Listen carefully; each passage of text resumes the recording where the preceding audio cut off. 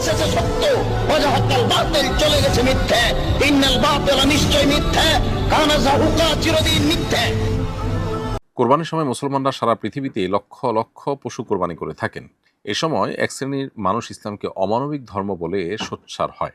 আমার জানা বিষয় হলো কোরবানির বিধানের অন্তর্নিহিত সামাজিক জাগতিক কী ধরনের কল্যাণ নিহিত আছে, অনুগ্রহ করে ব্যাখ্যা করবেন। প্রথম কথা হলো যে কোরবানির এই বিধান শুধু নয়, আল্লাহ রাব্বুল আলামিন যখন কোনো বিধান আমাদেরকে দান করবেন, কোরআন এবং হাদিসের আলোকে যখন কোনো বিধান সাব্যস্ত হবে, সেটা মানুষের জন্য কল্যাণকর বিবেচিত হবে।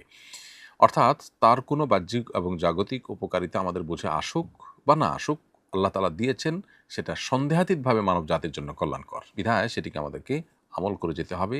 সেই ইয়াকিন এবং বিশ্বাস রেখে ইসলামের বহু বিধানের উপকারিতা শত শত বছর, হাজার হাজার বছর পর, অর্থাৎ যখন এই বিধান নাজিল হয়েছে তার বহুকাল পর মানুষ তার উপকারিতা টের পেয়েছে।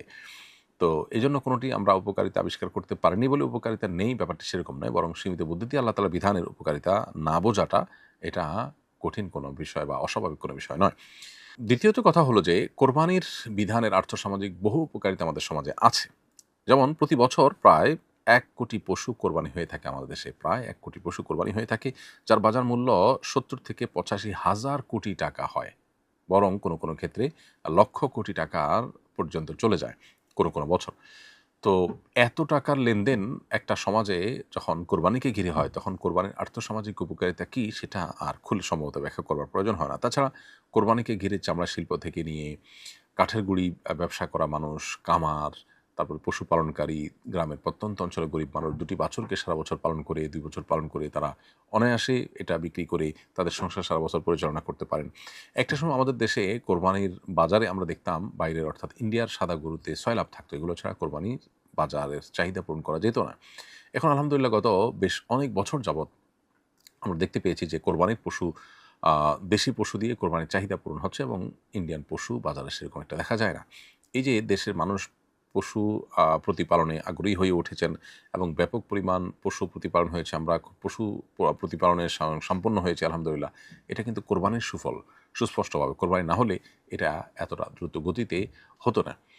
এভাবে যদি চলতে থাকে তাহলে হয়তো অচিরেই আমরা কোরবানির পশু প্রতিপালন করতে গিয়ে পশুর প্রতিপালনের সংখ্যা যখন বাড়বে, তখন ইনশাআল্লাহ দেশের বাইরে গোশত ইত্যাদি রপ্তানি করার সুযোগও হতে পারে। পশু খাদ্যে ২ থেকে ৩ হাজার কোটি টাকার লেনদেন হয় এবং ব্যবসা বাণিজ্য হয়ে থাকে, এবং মশলা এবং খাদ্যপণ্যে ২ থেকে ৪ হাজার কোটি টাকার লেনদেন হয়ে থাকে, এবং ইলেকট্রনিক্স এবং ফ্রিজের খাতে প্রায় ৫ হাজার কোটি টাকার বাজার তৈরি হয়, এবং কসাই শ্রমিক খাতে ১.৫ হাজার কোটি এবং কামার শিল্পে প্রায় ৬০০ কোটি টাকার লেনদেন হয়ে থাকে কোরবানিকে ঘিরে।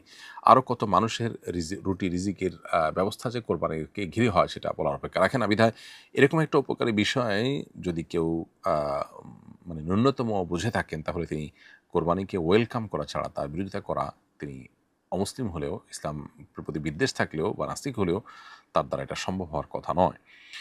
আমি গত হাটে কোরবানির পশু ক্রয় করেছিলাম, পছন্দ না হওয়ায় আবার বিক্রি করে দিয়েছি।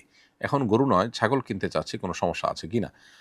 কোরবানি গরু কেনার পর সেটা কোরবানি করা উচিত, করতে পারলে ভালো হয়। যদি কোনো কারণে বিক্রি করতে হয়, যৌক্তিক কোনো কারণে, তাহলে সেটা জায়েজ আছে এবং সেটা বিক্রি করে অন্য কোনো পশু কেনাও যেতে পারে। ঈদের দিন দেখা যায় কোরবানি সম্পন্ন করার পর আমাদের সমাজে অনেক মানুষ বর্জ্য যথাযথভাবে পরিষ্কার করেন না, ফলে পরিবেশ দূষিত হয় এবং সাধারণ মানুষের কষ্টের কারণ হয়। এ বিষয়ে সকল মুসলমানদের উদ্দেশ্যে সচেতনতামূলক ও সতর্কতামূলক আহ্বান জানাবেন আশা করি। ধন্যবাদ প্রিয় দর্শক, খুবই গুরুত্বপূর্ণ একটি বিষয় আপনি আমাদের দৃষ্টিতে এনেছেন। আমরা প্রতি বছরই এ বিষয়ে কথা বলবার চেষ্টা করি। আমাদের কোরবানির পশুর বর্জ্য, রক্ত কোনো কিছু যেন কোনো পথচারীদের বা আশপাশে চলাচলকারীদের বা বসবাসকারীদের কোনোভাবে কষ্টের কারণ না হয়, অসুবিধার কারণ না হয়, বিষয়টি লক্ষ্য রাখা আমাদের কর্তব্যের অংশ। আমরা কোরবানি করি যে আল্লাহকে খুশি করবার জন্য, সেই কোরবানি করার পর আমাদের দায়িত্বজ্ঞানহীনতা বা আমাদের দায়িত্বহীন কোনো কাজকর্ম, এটি যদি আল্লাহর অসন্তুষ্টির কারণ হয়, তাহলে সেক্ষেত্রে এই কোরবানি অর্থবহ হলো না, বরং এই কোরবানির মাধ্যমে সওয়াবের পরিবর্তে আমরা গুনাহগারও হতে পারি। আজকাল দেখা যায় অনেকেই যেখানে সেখানে পশু জবাই করার পর পশুর যে রক্ত সেটা ভালো করে ধুয়ে পরিষ্কার করেন না, বরং রাস্তাঘাটে পশুর রক্ত পরবর্তীতে পড়ে থেকে শুকিয়ে সেখানে প্রচণ্ড দুর্গন্ধের সৃষ্টি হয়, সেখানে মানুষের অসুস্থ হয়ে যাওয়ার মতো অস্বস্তিকর পরিবেশ, অস্বাস্থ্যকর পরিবেশ তৈরি হওয়ার মতো অবস্থা সৃষ্টি হয়। তো এটা অবশ্যই গুনাহের কাজ, কোনো ইমানদারের জন্য এটা জায়েজ নয়। যেখানে রাস্তায় কষ্টদায়ক কিছু কেউ ফেলে রাখলে, এমন কিছু যদি ফেলে রাখে যা মানুষের কষ্টের কারণ হয়, অসুবিধার কারণ হয়, সেটা তুলে ফেলাটা ইমানের অঙ্গ হাদিসে সুনির্দিষ্ট করে বলা হয়েছে। সেখানে নিজে থেকে মানুষের চলাচলে বিঘ্ন সৃষ্টি করা, দুর্গন্ধ সৃষ্টি হয় এমন কোনো কাজ করা রাস্তায়, সেটা কোনো অবস্থাতে গ্রহণযোগ্য হবে না। আপনি কোরবানি করছেন, এই অজুহাতে রাস্তায় আপনি রক্ত ফেলে রেখে ভালো করে ধুয়ে পরিষ্কার না করে মানুষের কষ্টের কারণ হবেন, এটি ইসলাম মোটেও অনুমোদন করে না। অনেকে আছেন যে গরুর নাড়ি ভুঁড়ি এগুলো যেখানে সেখানে ফেলে দেন। অনেকে আছেন যারা বট খান, তো সেক্ষেত্রে ভুঁড়ির যে ময়লাগুলো আছে সেগুলো পরিষ্কার করে একটি গর্ত করে সেখানে ফেলে সেটা আবার মাটি চাপা দিয়ে এমনভাবে যদি আপনি রাখতে পারেন যে মানুষের কষ্টের কারণ হবে না, কারোর দুর্গন্ধ কারোর নাকে যাবে না, তাহলে ঠিক আছে। কিন্তু আপনি ভুঁড়ির ময়লাগুলো যেখানে সেখানে ফেলে দিলেন, আপনি একটা আপনার খালে, বিলে, রাস্তার ধারে জাস্ট ওটা ফেলে দিয়ে আপনি চলে আসলেন এবং দিনের পর দিন, মাসের পর মাস এটির দুর্গন্ধ মানুষের কষ্টের কারণ হলো, অনেকে অসুস্থ হলো, তাহলে সেক্ষেত্রে সন্দেহাতীতভাবে এটি গুনাহের বিষয় হবে। অতএব কোরবানির পশুর বর্জ্য, এমনকি মলমূত্র, রক্ত, তার বুড়ির যে ময়লা, এগুলো অবশ্যই আমাদেরকে যথাস্থানে ফেলে দিতে হবে যাতে মানুষের কষ্টের কারণ না হয়। কোরবানির আগে এবং কোরবানির পরে আমাদেরকে এ বিষয়ে যথেষ্ট দায়িত্বশীলতার পরিচয় দিতে হবে, না হলে আমরা কিন্তু আল্লাহর কাছে গুনাহগার হওয়ার সমূহ আশঙ্কা আছে। অতএব একজন মুসলিম হিসাবে আমরা কোনো মানুষের কষ্টের কারণ হব না। নবী করিম সাল্লাল্লাহু আলাইহি ওয়াসাল্লাম বলেছেন, আল মুসলিম মান সালিম আল মুসলিমুনা মিন লিসানি ওয়া ইয়াদি, যে মুসলমানের হাত এবং মুখ দ্বারা অন্য মুসলমান নিরাপদে থাকে, কারো কষ্টের কারণ না হয়, তিনি হলেন সত্যিকারের মুসলমান। অতএব আমাদের কোরবানির পশুর বর্জ্য, সেটা জবের আগে মলমূত্র হোক আর জবের পরে রক্ত বা অন্যান্য বর্জ্য হোক, এগুলোকে পরিষ্কার করা, যথাস্থানে ফেলা, এটি আমাদের নৈতিক এবং দ্বীনি দায়িত্ব, ইমানি দায়িত্ব। আমরা সেই দায়িত্বটাকে যথাযথভাবে পালন করার চেষ্টা করব, না হলে এই কোরবানি আমাদের অর্থহীন হতে পারে, বরং গুনাহের কারণও হতে পারে। আল্লাহ আমাদেরকে বোঝার তৌফিক দান করুন। ঈদের নামাজের আগে কোরবানির পশু জবাই করা যাবে কিনা? উত্তর হলো না, ঈদের নামাজের পর কোরবানির পশু জবাই করা যাবে। জবাই করলে তার কোরবানি সহিহ হিসাবে বিবেচিত হবে না, তবে সে পশুর গোশত খাওয়া যাবে, জাস্ট এটুকু।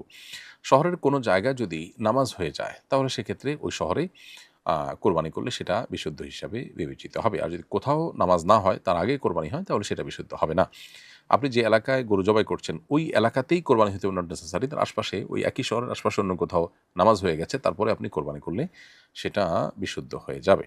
মোস্তাকিম আহমেদ লিখেছেন, এহরাম অবস্থায় ঘুমানোর সময় চাদর দিয়ে পা ঢাকা যাবে কি না? উত্তর হলো হ্যাঁ, চাদর দিয়ে পা ঢাকলেন, এমনিতে মোজা পড়তে পারবেন না, কিন্তু এহরাম অবস্থায় ঘুমানোর সময় যদি পায়ের উপরে চাদর থাকে, তাহলে সেক্ষেত্রে সেটি এহরামের নিষিদ্ধ বিষয়ের অন্তর্ভুক্ত হবে না।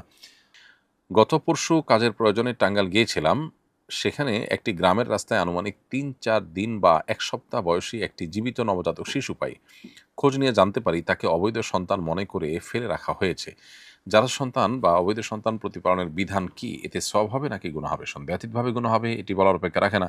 সহিহ বুখারীতে বর্ণিত হয়েছে, নবী করিম সাল্লাল্লাহু আলাইহি ওয়াসাল্লাম বলেছেন, ফি কুল্লি কাবিদি রতবাতিন আজরুন। যে কোনো প্রাণ এর প্রতি যখনই আপনি দয়া করবেন, অনুগ্রহ করবেন, তার বিনিময়ে আপনি পাবেন সেখানে মানুষ।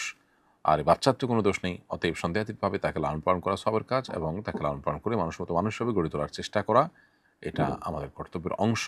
বিধায় এর মাধ্যমে আমরা সওয়াব পেতে পারি।